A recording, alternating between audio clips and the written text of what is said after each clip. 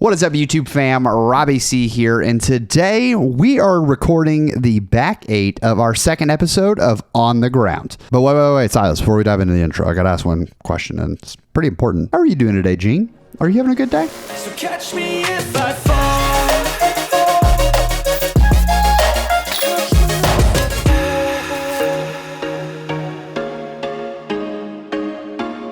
On the Ground is one of our new series where we are focusing on following amateur players while they are out on the course. There was a lot of positive feedback on the first episode that we did for On the Ground. So today we are diving in with the same 4 players looking at the last 8 holes of their round at Inverness Disc Golf Course located in Birmingham, Alabama. Inverness is known for its rolling hills, steep elevation change, along with some tight wooded lines. And our players are walking into today in the back half of the round, and if you've ever played wooded golf before, you know how tough it can be after hitting tree after tree for the front half of the course to push through and have a positive mentality heading into the back 9. Our back 9 is absolutely loaded with some fantastic shots as well as some incredible learning opportunities, and it's going to give you insight into a rule that a lot of people may not be aware of, but it comes into play saving multiple players strokes while they're out there on the course. So while we can learn from watching pros like Calvin and Eagle tear up Jonesboro, it's also important that we watch players closer to our skill level, seeing how they're attacking courses and the lessons that they learn while they're on the course, so that hopefully we don't have to experience the pain the same way and we can learn from their willingness to be on camera and show us their path. With all that being said, let's dive into the back 8 of the Magic City Mega Bowl. So coming into hole 11, our first hole of the back 8, it is 149 feet just up on a little perched elevated green. The tricky part about this fairway, though, is that it slopes pretty drastically left to right. You can see just, if this looks sloped to you on camera, imagine how much more sloped it is. The difficulty that a lot of players run into is that in trying to get that left to right motion, they go a little too overstable, and what ends up happening is it gets a little fall or crash like you can see Matt's doing right here, and if it comes in too harshly into that hill, you get the rollaway potential. Thankfully, Matt is going to hit a stump and not end up all the way down the hill, but I have seen countless players end up all the way at the bottom of the hill, and their birdie hopes instantly leave them on the short hole, and they're left with a long look. Matt taking the nice safe spot, laying it up, not trying to be too aggressive. It is a flat plateau that's just behind the basket, so Steven's not in any trouble there. If you're going to miss, you want to miss high, because if you get past the basket, everything's okay up there. As you can see, hitting metal instantly ejects Dylan's disc, sends it all the way down there. Hey, don't pick that up. You have the option to re-putt because you're going to take a stroke from back there. Just wanted you to have that in your pocket, man. So what's interesting here is they're talking about Rule 809.01, the abandoned throw rule, which is where a player may choose to abandon their most recent throw. If you're going from the abandoned throw and one penalty throw are counted in the player's score. So Dylan thankfully steps up and converts on the putt. The reason he does this is because if he took it all the way from back there, there's not even the guarantee that he's going to get a 4.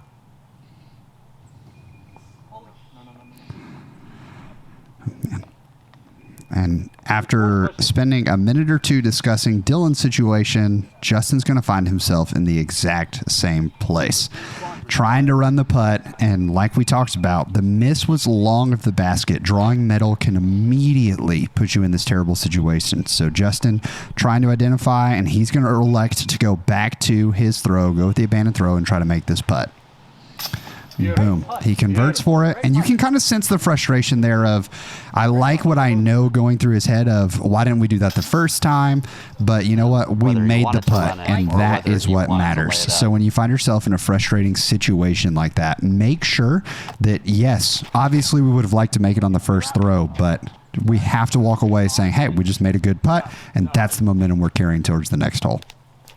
So hole 12, think of hole 12. It's our only par 4 on the Reds layout as 3 rolling hills. You can see the first hill in front of you.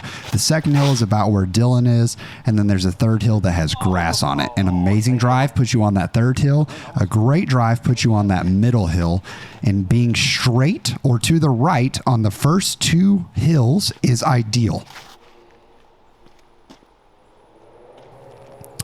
So Justin, although he pures all of it, is going to be a little pinched off on the left side. That's where this hole baits you in once again, is you try to push for so much distance, and a lot of players will throw a faster disc like a fairway driver or something of the sorts, and that is going to cause them to bite off too far to the left, and then they're going to be pinched off for that birdie look. Disking down to a putter or a mid-range, even like a more flippy fairway driver, is going to give them that straight look and avoid all the danger on the left side. Matt finding himself in the chasm between the first hill and the second hill, so pitching up to the third hill is absolutely fine. We are playing a par 4, so we have an extra stroke to play with, especially since we've talked about playing for par on this course is completely okay. Steven being off to that left side a little bit, and Dylan getting into really an ideal place right there in the middle of the fairway. You can see Justin got far enough up the fairway, but he was so pinched off that he was trying to go for the flex forehand, which is going to put him on the right side, which is trouble once we hit this third cliff. So you can see the basket up straight, and Steven having to throw multiple forehands in a row, and he's not a forehand guy, so you can sense the frustration of, man, I keep putting myself in situations where it's just not what I want to be doing while I'm out here on the course.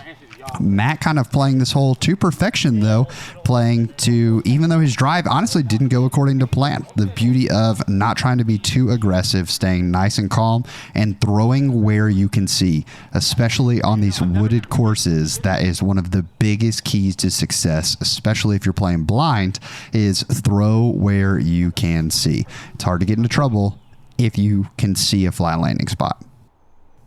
So Justin off in the rough behind the basket to the right, fires one away, and a little bit of a death putt here behind the basket. It's going to pop up and it's going to roll away. And you can kind of see, as if you put yourself in Justin's shoes, we've all been there before, a hole that should have been and felt fairly routine. Suddenly it's just like the wheels are coming off, and you had the roll away on the last hole, and it's going to be a challenge for Justin to sort of mentally reset here and dive into the round. But I believe in him. Dylan carding a birdie on this hole, which is actually incredible. Absolutely strokes on folks here.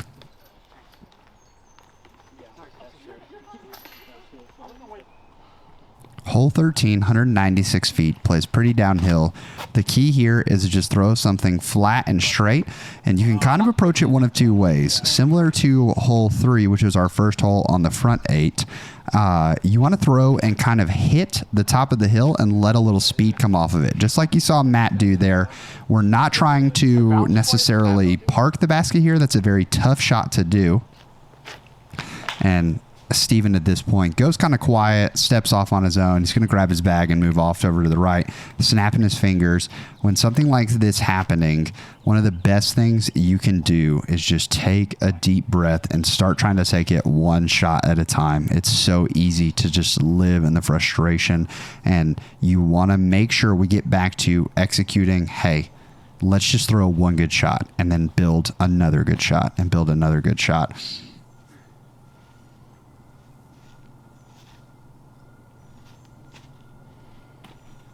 That right there is an amazing scramble by Steven, getting all the way down towards the basket. Justin leaning on that glitch here, trying to throw it up there. But you can even see in his immediate reaction to the disc, there is a lot of tension on the card right here. Dylan on a bit of a heater right now, leaning into the positivity. I just took a birdie on the last hole, and I like that he's laying up there. He's not running the death putt. Huge drop off behind the basket. Matt took speed off of his disc by hitting the hill, but you can see here it's so downhill behind the basket that it actually gets pretty solid ground action. Your second option when you play a hole like this is to trust an uphill putt, and instead of trying to park the basket, an easier way to play for the 3 is to just send one all the way down the fairway and then perhaps make a great uphill putt coming back at it.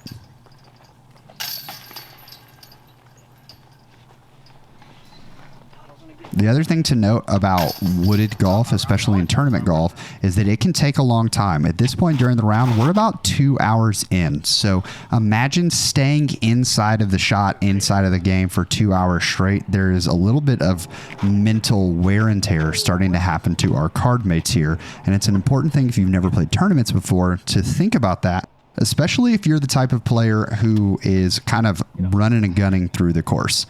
This basket up on that plateau, that ridge up there, you can see Justin had a really good look at the basket and needed to skip up that hill, but he's going to be in plenty of good situation. Steven, a little bit of an early release, but he's also going to be right over there sort of looking at the basket, having maybe a circle 2 look at it. So our gentlemen working their way up the fairway. The tricky part about this kind of a situation is that all of these holes are relatively short. None of them, besides that par 4, coming in over 200 feet. So you want to feel like you should be able to attack these situations, but honestly, as we've seen in this division, birdies are not completely necessary at any point on this course. We'd love to get a few of them, but these looks that Justin and Steven are going to have from over here are perfectly fine. Now, Dylan deciding that he's about to start putting on a putting clinic, coming all the way from about circle 2 with a huge putt, grabbing another birdie himself. Getting up on this ridge or getting close to the ridge is paramount for success to this hole. If you aren't up on the hill, it suddenly makes this hole play way tougher and way longer. Now, hole 15 is 154 feet. It is super straightforward, but the easier the hole appears, usually can have a chance to mess our folks up. Just a straight shot where it's right there can feel so overwhelming. And a lot of folks, when they try to throw those softer shots, are going to overcorrect, and they're either going to yank them because they're trying to go too soft that they're throwing an unnatural motion, or they're not going to take any power off of it and sail it past the basket. Justin throws a fantastic shot and gets an unlucky kick from a root way off to the left, so he's going to leave himself a little bit of a putt. Steven calming it down, but as you can see, at 154 feet, Steven even still sails past the basket, but definitely the smoothest drive that we saw out of the entire card there. And Dylan hitting the same tree twice in a row, not what we're looking for necessarily, but he throws it over there, trying to lay it up next to the basket and not give up too many strokes on this hole, especially after 2 birdies in the last 4 holes.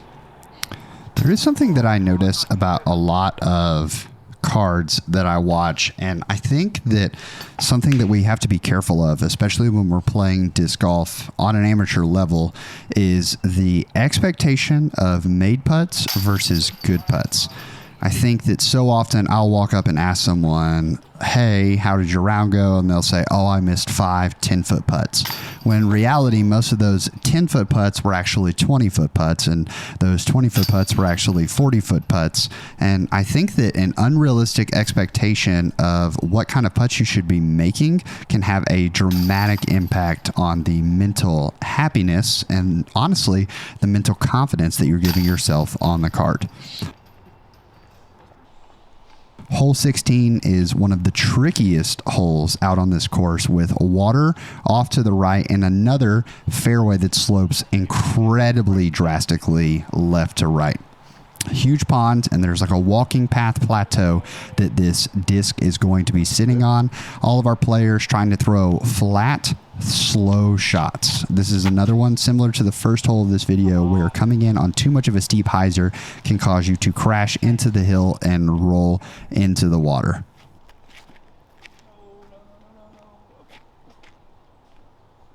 I think you're good.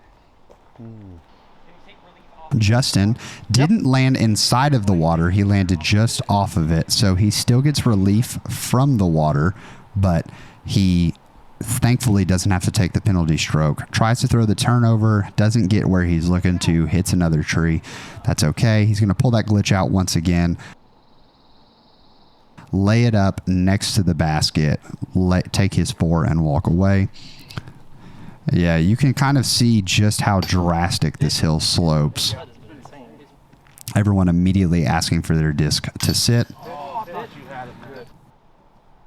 Steven gonna grab the birdie here, which is fantastic. This is, like I said, a super tough hole to par because you can see this walkway or flat landing zone is about 5 to 6 feet wide, maybe 7 feet. So super tough with a slope off to the right and then the slope on the left, feeding discs straight into that water.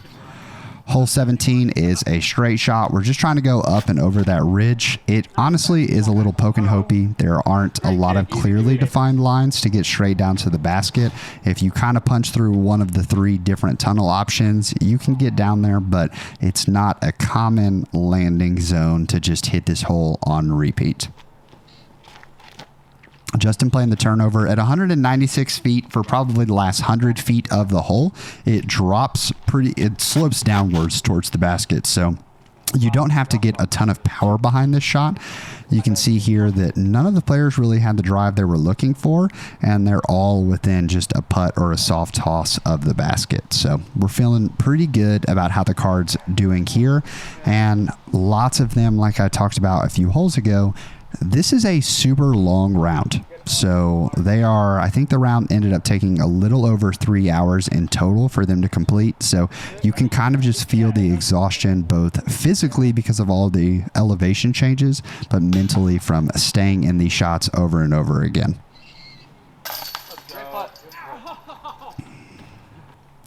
Justin actually had cut his hand in the water. He had slipped on the hill on the previous hole, and so he has a little bit of a gash on his hand, and clapping his hands was not what we were looking for. Hole 18 is a beautiful finishing hole with this creek very much coming into play. As you can see, Steven splashing into the water.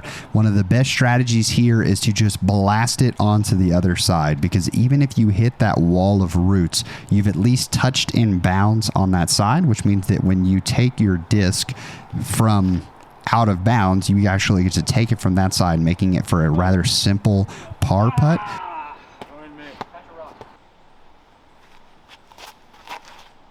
You can see Dylan kind of embraces that mentality, and he is just blasting a disc across, and he's going to be safe on the far side. A little bit of a death putt coming back at the water. Steven was short, so he's going to end up putting from the far side of the creek, and Justin's going to be right behind him. Thankfully, most discs are retrievable inside of this water, so no one's walking away with lost discs, but we definitely see some struggles.